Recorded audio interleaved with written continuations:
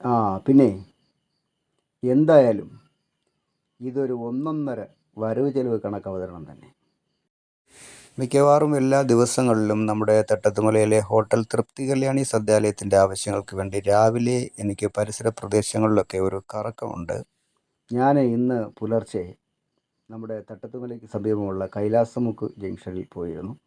അപ്പോൾ അവിടെ ചെല്ലുമ്പോൾ അവിടെ ഒരു പുരയിടത്തിൽ മതിൽ കെട്ടി വെച്ചിരിക്കുന്ന പോലെ, അല്ലെങ്കിൽ വേലി കെട്ടി വെച്ചിരിക്കുന്ന പോലെ കുറേ ഫ്ലക്സുകൾ ഇങ്ങനെ അടുക്കി വെച്ചിരിക്കുന്നത് കണ്ടു. അപ്പോൾ അത് എന്താണെന്ന് അറിയാനുള്ള ഒരു കൗതുകത്തിൽ ഞാൻ അതിനടുത്തേക്ക് ചെന്നു. അപ്പോൾ നോക്കുമ്പോൾ അവിടെയുള്ള Sauparnika arts and sports club എന്ന് പറയുന്ന ഒരു ക്ലബിൻ്റെ ഓണാഘോഷ പരിപാടികളുടെ വരവ് ചെലവ് കണക്കാണ് ഈ പ്രദർശിപ്പിച്ചിരിക്കുന്നത്. അപ്പോൾ അതിനകത്ത് ആരെല്ലാം സംഭാവന കൊടുത്തു, അത് എത്ര തുകയാണ് എന്നെല്ലാം കൃത്യമായി രേഖപ്പെടുത്തിയിട്ടുണ്ട്. അതുപോലെ വരവെത്ര, ചെലവെത്ര എന്നെല്ലാം വളരെ കൃത്യമായി രേഖപ്പെടുത്തിയിരിക്കുന്നു. സാധാരണഗതിയിൽ ഈ ചില ഉത്സവങ്ങൾക്കും അതുപോലെ മറ്റു ചില സംഘടനകളുടെ പരിപാടിക്കൊക്കെ ഇതേപോലെ സംഭാവന കൊടുക്കുന്നവരുടെ പേരും അതുപോലെ പരിപാടികൾ സ്പോൺസർ ചെയ്യുന്നവരുടെ പേരും ഒക്കെ ഉൾപ്പെടുത്തിയ ബുക്ക്ലെറ്റുകളൊക്കെ കണ്ടിട്ടുണ്ട്.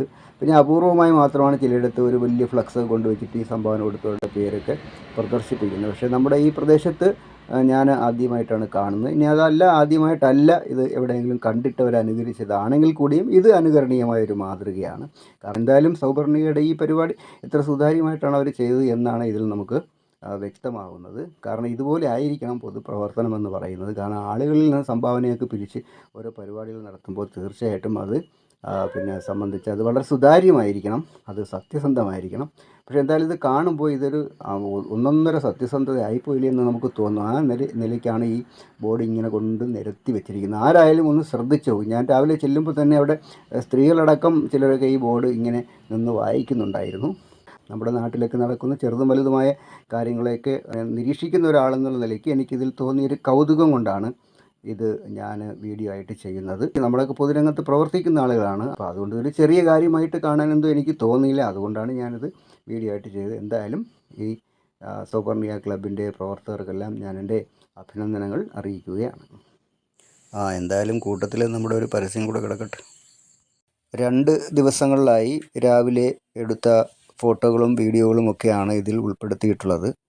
എൻ്റെ ഫോട്ടോകൾക്കും വീഡിയോകൾക്കൊന്നും വലിയ ക്വാളിറ്റി ഒന്നും ഉണ്ടാവുകയില്ല, വലിയ ക്ലാരിറ്റി ഒന്നും ഉണ്ടാവുകയില്ല. കാരണം ഞാൻ എൻ്റെ സാധാരണ മൊബൈൽ ഫോൺ ഉപയോഗിച്ചാണ് ഇതെടുക്കുന്നത്. അതുപോലെ തന്നെ ഫ്രെയിമൊന്നും വളരെ കൃത്യമായി നോക്കിയൊന്നും അല്ല എടുക്കുന്നത്. അതുകൊണ്ട് എൻ്റെ വീഡിയോകളുടെ ക്വാളിറ്റി, ക്ലാരിറ്റി ഇതൊന്നും നോക്കേണ്ടതില്ല. അതിൽ ഉൾപ്പെടുത്തിയിരിക്കുന്ന കണ്ടൻറ്റ് എന്താണ് എന്നത് മാത്രം പരിഗണിക്കുക.